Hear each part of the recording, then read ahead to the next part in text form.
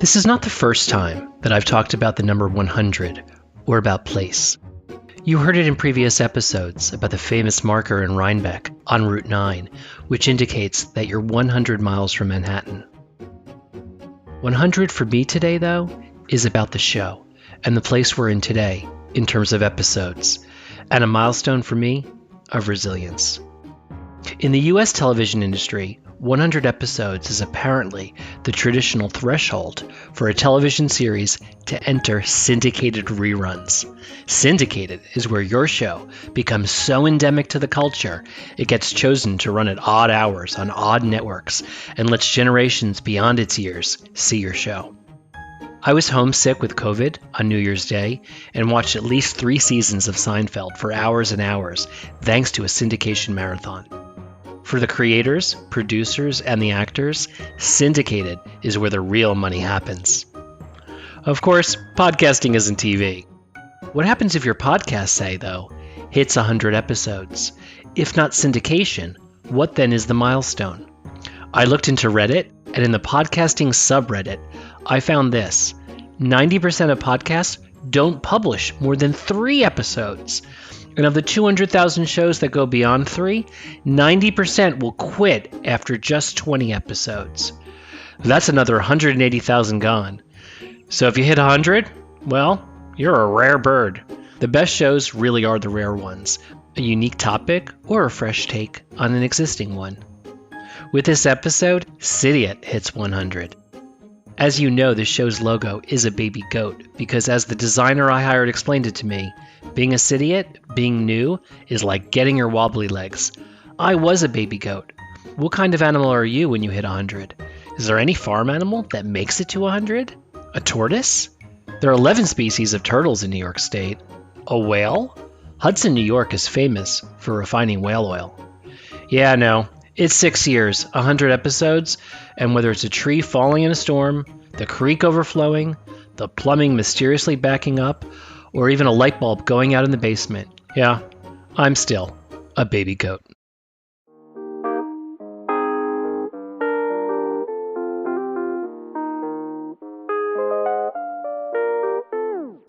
Down in the valley, moved up from the city. It's a new way of living and I'm trying to get used to it. 1 park poodles, half an ounce of an idiot. Ordered a Manhattan and they call me a Cidiot.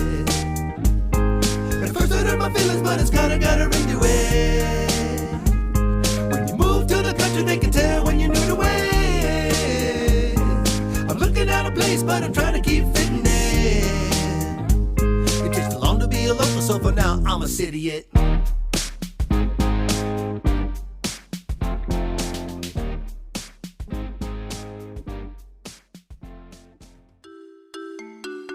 I'm Matt Zucker, and this is Cidiot, Learning to Live and Love Life in the Hudson Valley, episode 100. When I started the show several years ago, I wasn't sure what to expect. Cidiot was actually going to be a written blog, but I do so much writing at work and personally that I'm just too exhausted at the end of the day, and I thought this might be easier. Ha! So much has changed in 100 episodes. First of all, the sound is much better. The early episodes, I have too much music at too high a volume. I can barely hear myself. Here we bought an 1847 cottage in Dutchess County, and everything is different. The eggs are fresh, the landscape is stunning, the animals are hilarious, and yes, there's plenty of culture, but we still have a lot to learn. The show has always tried to be a bit of a guide. Finding Your Town, Episode 2, for which Brian and I created the 1031 guide. There's a template for that you can download from Cidiot.com's store. There's Setting Yourself Up, which is a checklist of everything from using a local bank for your mortgage to urging you on the importance of a generator. I also had a lot of fun exploring bizarre questions like why are barns red and understanding chickens. We also have gone places around the valley to Chatham, Catskill, Tannersville, Newburgh, all the way up to Saratoga, even as far as Maine, Florida, and yes, you might remember Season 3 premiere from Israel, God's country. One question that comes up the most, even more than the animals though, is how to make friends, which I tackle head on in Episode 4, one of the most listened episodes of all. The first thing to know is you will need different kinds of friends for different reasons. Here are 4 types. 1, activity friends, people to do stuff with. Some are bicycling and athletic, others are movie, restaurants, drinking, or yes, believe it, card games. 2, dinner party friends, people to rotate houses with and cook for. 3, look in on your house friends. These are really people to call when there's a storm and you're away and you want to know if a tree fell down on it. 4, buddies who are also new. These are fellow Cidiots who want to explore, learn, and grow just like you and at that pace. They're easy to impress with a park you just found, and you're easy to impress with a restaurant you didn't know was open on Mondays. By season 2, I was getting more confident and experimental. Exploring Hudson Valley history, experiencing our first winter, spring, and summer. Plumbing problems and neighbor problems, and of course, Brian taking up gardening on our 2 acres. Contrast became important, like the sounds we left in the city for those here in the country. It's 7:30 a.m. and I'm barely awake, and I have to experience this. This was 10 p.m. on a weeknight.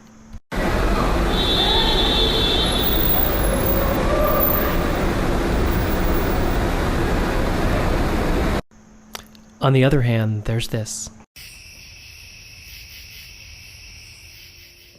I never felt short on material. People would send in suggestions. My brother-in-law Adam always had another 10 ideas.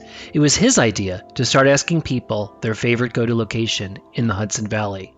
So I started interviewing people, politicians to understand how county government worked, business owners across different towns. One of the first interviews was appropriately a farmer, Kallie from Sawkill Farm, just down the road from us. We love their delicious chicken, lamb, bacon, and I practically live in their soft sweatshirts. And the eggs. So good. I had to ask Kallie if there was some kind of secret ingredient. Brace yourself, city folk, for the answer. I'm a frequent customer of your store. We buy a lot of your pork, which is delicious, and I'm kind of addicted to your eggs. And I can't figure out why are yours so delicious? So we raise our chickens out on pasture and we move them around on a weekly basis. So they always have access to fresh grass and they're digging around in the soil and eating lots of worms and bugs and yummy things. So it's the worms and the bugs. That's why. I think it's that added protein that they get from all the bugs that are out there. Amazing. Certain people are grossed out right now, but I'm totally enchanted. I knew there was a reason. Give them that like extra yellow yolk, you know? I am certainly not the first Cidiot. There's waves of people before me and Brian who made the move. In fact, there's a train car and Amtrak of them. The Empire Regulars, a group of die-hard commuters from upstate to the city, who I was lucky enough to get on the mailing list with and join for a special Festivus holiday party on the Amtrak train one December. I wondered what I could learn from the Cidiot generation before me and talked to Dairo about what he experienced when he moved up here. I knew it was upstate when I had to go and buy a chainsaw. I'm like, wow, I have a chainsaw. You bought a chainsaw? Yeah. So I was like, I have a chainsaw. It is a stupid thing, right? I mean, it's a chainsaw. Because you need one or you wanted one? No, because, same like it was one of those winters on which we lost several trees on our property. And either you can call somebody, but that's in the thousands easily every time. It's so expensive. It is. If, like my work, if I couldn't do marketing, I'll probably just start a tree company. It's expensive. So I was like, oh yeah, I'm just going to go. I got a chainsaw, watch every YouTube video of how not to cut your arm, leg, or face, buy the chaps, the helmet, the gloves. And I cut it all myself, and I could have not done that, when I moved back, upstate. There's no way I'm like, call somebody. The show has gotten bigger each season. Sponsors have started to come in occasionally, which help cover the costs and let me invest in advertising, which is my thing. The show also started to get attention. Cidiot's been featured in the Albany Times-Union, NBC's Today website, Country Living magazine, and for a while, I had an advice column in the Red Hook Daily Catch called Ask a Cidiot. Awards make me happy and tell me something's going right. Cidiot, as you know, was the first podcast to ever win in the Chronogram's Best Regional Podcast category, and the show has also nabbed some national awards in the Communicators and for sound design, Oh, and the song. Honestly, that was one of the most ridiculous and rewarding things I ever could have done. Creating an original theme song for the show has been a real highlight. Here I talked to Ben and Paul, the musicians from Space Studios, who let me be a co-songwriter in episode 59, the season 5 premiere. It won't surprise you, this is the first song I've ever created. But what an innovative idea, though, man. Like, you know how many people have been like, you created a song for a podcast, not like a theme. It's like, no, this is an actual song that's being released, not like. Yeah, my husband thinks I'm crazy. He's like, you're going to do what? I'm like, yeah, I want to do this. I think it's such a smart idea. It was after we got done with the song and people going, wait, you wrote a song for a podcast? Like, yeah, like a jingle? No, not really a jingle. Like not a jingle. Everyone thinks it's a jingle. It's a real song. And they're like, and what are you going to do with it? I'm like, well, we're going to release it. It's remarkable. It's really a cross marketing genius moment that you had. When you came to me, I'm always like, of course, like, yes, let's write a song. You said yes pretty quickly. Look, like a kindergartner can come to me and say, let's write a song. I'm like, yeah, let's do it. So I'm down. But this was a really special idea. Maybe, Ben, you could talk about the process because you really had to walk me through how we were going to create it and what it was going to be like. And we mostly followed it. So maybe you could describe, how did we make this song? You and I met and we had a conversation about this. And I said, all right, well, let's do a brainstorming session. I knew with Paul, because Paul and I, are just intertwined musically. And then our friend, Zach Walker-Kahn, who is a teacher here at the studio, who's also like super awesome and has an uncanny ability to write lyrics, just unbelievable lyrical skill, especially for somebody who's 26 years old. And he's a lot more mature than I am, and I'm 50. So we did a brainstorming session in which you talked about all the things that were essential to your podcast and what you were thinking about. And we decided right then, I think, that we needed to be really true to the story that we're telling and the podcast that you're creating. So it needed to connect in with your message and where you were going with it. And so that first night, I thought, well, we'll just brainstorm. And by the end of that first night, we actually had a chord progression. We had the hook, actually, right? That really surprised me. I thought we were just sitting around talking about narrative and words. And then all of a sudden, halfway through, the two of you get up and Zach, and you go over to the instruments and you start playing. And I'm like, what's happening? I thought this was next week. Yeah, and exactly. But you found the hook or whatever. And I just was so shocked I didn't know that was going to happen. That's the process, man. And how would you describe the music? Because I didn't know what this would be. You talked about some kind of mix of multiple kinds of music, which I always thought was conceptually very appropriate for this city to the country type of thing. So I always liked that idea, but it did turn out different than I expected. So how would you describe what it is musically? I think one of the first questions we asked was, is this a song like a Carole King song where there's a verse and then a chorus and each verse has a different chord progression and builds in different ways? Or is it a song cycle? And Paul's like, song cycle, like chord cycle. So four chords that repeat. And so as soon as we did that, and then we clicked to the grid, we knew, all right, now that we're connected to the grid and we're connected to this chord, it's a pop song in that way. Like that's the way pop songs go. And then knowing that Paul was in it, and I'm a singer, and Paul's a singer, but Paul's also a rapper. So we know that Paul's going to tell a story and he's going to rap it.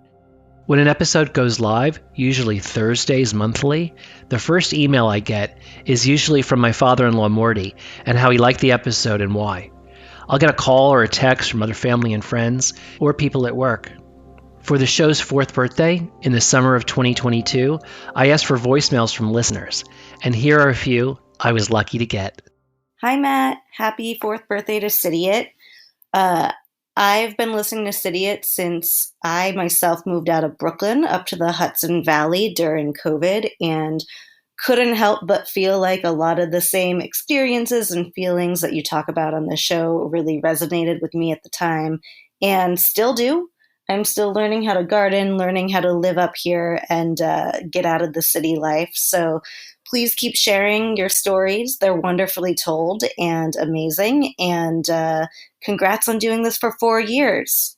Hey, Cidiot, happy birthday. This is Allison Chawla over in Rhinebeck, New York. I am such a huge fan of the show, as you know, and I am so incredibly honored that I was able to be a guest this year. I hope you keep coming on out with fantastic episodes, and I tell you right now, I will definitely be a loyal listener. Hi, this is Irwin from East Hampton. Happy 4th birthday to Cidiot. So Matt is my brother-in-law's brother-in-law, which means technically he's not family, even though it feels like he is. Now, Cidiot, it's a fantastic podcast. And Matt, what can you say? It's professional grade. He's an unbelievable podcaster.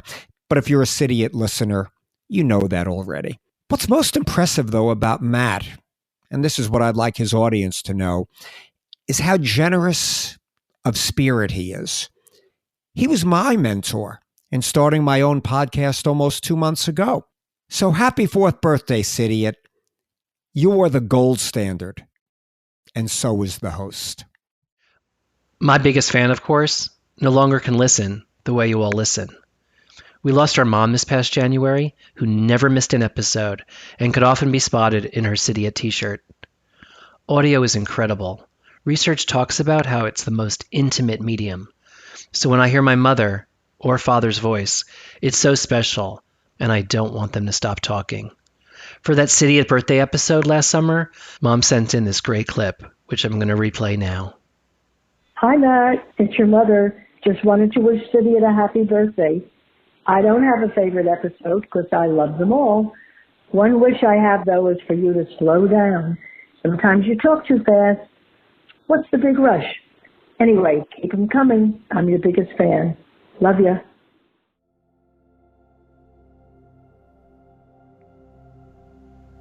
Thanks for listening to episode 100. This episode was written and recorded in the Hudson Valley, although part of it was also in Springfield, New Jersey, where I was from before I was from New York City, and before I was from the Hudson Valley. Sitting here in the kitchen of my childhood home makes me think about where we're all from and how each place, first, second, and third, stays in us no matter where else we go. And while this house, after 54 years, will no longer be ours, it will always be part of my story, my character, my sense of self. Just like Ithaca became for a short time, just like New York City became for 3 decades, just like the Hudson Valley is now. It's funny how two things can be absolutely true at the same time. I want you to come visit and experience the Hudson Valley, and I will always, always want to visit and experience where I was first from.